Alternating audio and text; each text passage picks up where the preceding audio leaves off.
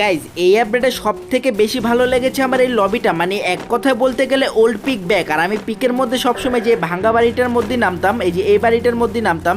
তো তোমরা কে কোন বাড়িতে নামতে একটু কমেন্ট বক্সে বলে যেও। আর তার থেকে বড় কথা হচ্ছে যে অ্যাটলিস্ট লবিটা তো চেঞ্জ করেছে, কারণ আগের লবিটা খুবই ছোট ছিল, মানে ফায়ারের আওয়াজে কান মন একদম ঝাঁঝরা হয়ে যেত। আর লবি চেঞ্জ করে এত সুন্দর একটা লবি দিয়েছে যেটা কিনা আমার একদম পুরো দিল ছুঁয়ে গিয়েছে। তো তোমাদের এই লবিটা কেমন লেগেছে অবশ্যই কমেন্ট বক্সে বলে যেও।